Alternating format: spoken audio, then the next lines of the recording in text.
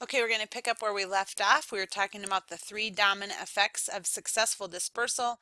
We said the first was the probability of of hitting your target patch, which has to do with the angle from your source to your target. What are the odds that the animal's going to take off and hit their target out of all 360 degrees that they could potentially leave their source patch from? The second is that there's a probability of not dying along the way, and this is highly dependent upon the animal's fitness. Remember, fitness is your ability to survive and reproduce. That's important, but it's not all that's important here.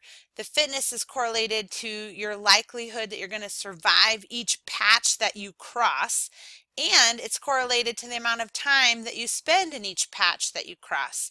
So let's look at this figure right here. If this is my source and there's my target, it looks familiar, right? But the white space in between is now filled in. Here is the probability of surviving and the distance between each little patch along the way. So got a high probability of surviving in the source patch. We know that's good habitat. Now it goes through a forest that's 500 meters long, and the forest probability of survival is 99%. That's pretty good. So that animal's likely to survive the forest patch. However, this 10-meter road, really small road, has only a 2% chance of surviving the road. Then the animal gets to the field, another large distance, and its probability of survival is 99% again. So we can then go through your probability of surviving the forest times the probability of surviving the road times the probability of surviving the field gives you the probability of successful dispersal right here. And so you have to look at each little patch that is along the path of a dispersal between the source and the target and figure out, do you have any areas of low probability of survival? And if you do, you might consider that you have a barrier. So a barrier are those patches with a very low probability of survival, no matter how big they are, versus a corridor, which are the patches with a high probability of survival. So in our case right there, our forest and our meadow or grassland, whatever it was, those would be corridors, but the barrier would be a road. Now, is it a 100% barrier? No, there was a 20 or there's a 2% chance that you're going to survive. Not high, but you could survive. So a barrier doesn't mean they can't penetrate it. It means that it has a low survival rate of trying to get across. And roads are really good examples. However, there are other barriers on our landscapes besides roads. For example, let's talk for a moment about pronghorn. Pronghorn do not like to jump. So when we put fences around every pasture, that can be a barrier for a pronghorn. They may not be able to move through the landscape well, which might cause them to use a lot of energy trying to find their way around fences. So the best thing you can do, this is kind of a side note, is have a fence that the pronghorn can go under. So if you have the first row of a barbed wire fence, 12 inches or 15 inches off the ground, the pronghorn can then shimmy under it, and that fence no longer is as much of a barrier as it was. This is kind of an aside, but I think it's important for you to know. So who would have a lower probability of surviving across this highway? Your deer, coyote, bird, prairie dog, or turtle? Well, if we look at size and we look at time it's going to take to get across this highway, obviously the turtle's going to come in last place and have the lowest chance of survival. So the time it takes to cross each patch becomes really important. And the third, so we have the probability of hitting the target based on the size of the target, the number of targets. We didn't talk about that too much, but if you have two choices, you sure have an increase in probability. You have a probability of surviving on the journey that's based on the animal's fitness, the distance that they have to go, and the time it's going to take them to cross different patches, and whether or not you have corridors or barriers along the way. Permeability refers to how permeable, how much the animal can move through that patch. What's its ability to move through, or do we have a lot of little chunks that they just can't move through? We'll come back to that later. But the third effect of successful dispersal is the probability of settling in an undesirable habitat. Now, this is interesting because wouldn't it still be successful dispersal, but maybe not successful dispersal to a new population? Well, often if they settle in an undesirable habitat, it may be a sink population, and they may not ever really establish a population there. So we get it. That is dependent on how far they have to go, and it might become a sink habitat, as I said. So, and I want to make one more comment on this probability of settling in an undesirable habitat. I find it ironic because that's what humans did, right? A lot of Colorado was settled by people aiming for California and then decided to stop when they saw the Rocky Mountains. And not that it's an undesirable habitat, but eastern Colorado is by no means the coast of California. And so people did tend to settle and stop. I don't think it became a sink habitat, but in an animal's world it might be. So how do animals ever survive? You actually have to multiply, you have to multiply all of those probabilities together, so your chance of surviving is very small. And that's the key here. The chance of any animal migrating long distances or dispersing long distances is actually incredibly small.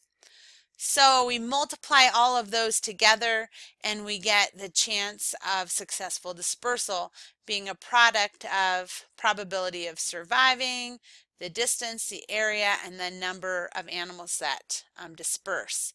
So here we go. The number of successful dispersers, is equal to the cumulative probability of survival across all of those patches that we just went through.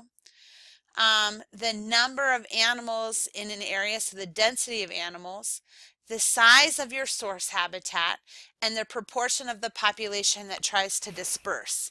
Think about it instead of as a math problem like this. Think about it this way. If you have a high density of a population, you have more animals are going to try and leave, right? If more animals try and leave, the likelihood that some of them are going to reach their destination improves. The likelihood that any of them reaches their destination depends on the cumulative probability of surviving across those patch mosaics. So it makes sense when you really think about it. It's actually quite a simple concept. So the key is we might not be able to change anything, but this PS, the probability of them surviving across those patch mosaics. So how do we increase our probability? Well, we could start with a lot of animals, or we could minimize our risks in other areas. Increase the probability of surviving the patches, decrease distances between patches, increase the area of available habitat in the target to make that angle bigger, or have multiple targets. We might not be able to increase number of individuals dispersing. No, but we could influence the success of those individuals once they try to disperse. And we can do that by creating a larger connectivity on the landscape. And as a wildlife manager, this is one of those big picture things that you have to look at, because improving connectivity will cross jurisdictional boundaries. It will cross political boundaries, and it will cross landowner boundaries. But the connectivity refers to the degree to which that landscape, the big landscape, facilitates or impedes the movement among different habitat patches, and therefore how permeable that landscape is to dispersing individuals as measured by their survival. If it's more permeable, if it's more connected, they will survive more likely. So we can increase the size of the various habitat patches. We could put more habitat patches available to them on the landscape. Think about that when we're thinking about wetland habitat. We could increase the number of wetlands across that migration pathways, so there's more chances for them to stop and refuel. We can think about selectively distributing habitat patches in such a way that you're minimizing the distance between suitable patches. I'll post this Mule Deer Project video online. You can watch that. And if you want to download this PowerPoint and go to this website, it's a pretty cool website. They've done a lot of research on migrating species out of Wyoming. And there's some links in here to the different populations and projects they've studied, and some animated maps showing the distribution of the migrating animals moving through Wyoming. We didn't realize for a long time that we have a number of still migratory big game animals that aren't just migrating from high to low elevation. They're migrating hundreds and sometimes thousands of miles in the lower 48. So how does this affect management? When our habitat declines, the importance of connectedness increases. When we start fragmenting our habitat, the best thing we can do is at least connect those pieces that we have remaining. And I believe the city of Fort Collins has done such a fabulous job with this by creating so many corridors through our urban area, through their natural areas, and through protecting some of the river corridors to allow for animals to move between the tiny pieces of subpar quality habitat that we have left in this town. Migratory habitat is just as important as winter or summer habitat. We cannot focus at the population level of protecting one of the three of these habitat types, because if they can't leave their summer habitat to get to their winter habitat, their summer habitat will degrade. And we need to establish connections. That might be corridors that are there all the time. It might be dynamic or changing corridors. We might create a matrix that becomes more permeable. I'll show you a picture of that in a minute. Okay, like right now. So what this is suitable habitat for owls in the Northwest. So what we're looking at here is the darker the color, the more suitable habitat for the spotted owl. The checkerboard is land owned by Bureau of Land Management. So it looks to me like the BLM owns certain sections of land and the white is private. And when we have private land, we're having an increased number of harvestable trees on that land, or we're harvesting more often. And we know that spotted owls don't want to have their nests in areas with young trees. They want old growth. So the darker here is the more old growth.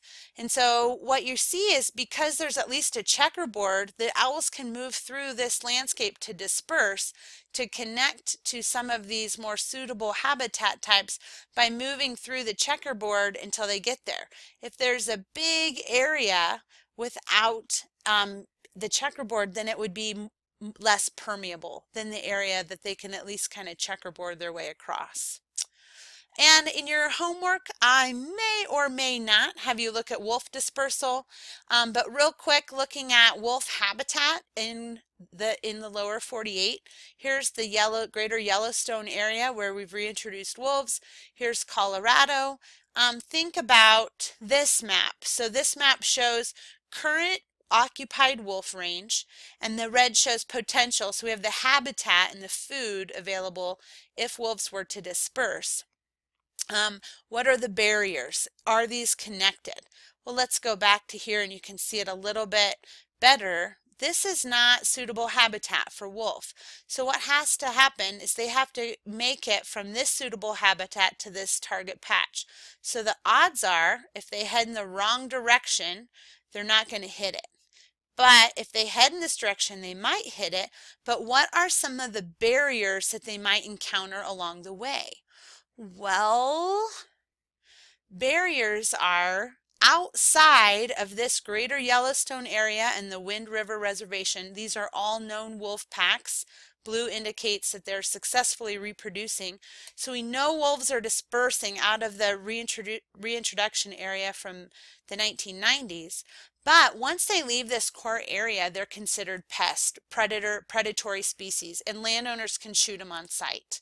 So not only do we have a habitat barrier crossing through between the reintroduction site and Colorado habitat, we have a social barrier of humans not wanting those wolves on their property, and therefore the probability of survival for these animals to get from here to here becomes very low. And with that, we'll wrap up our lesson on habitat connectivity.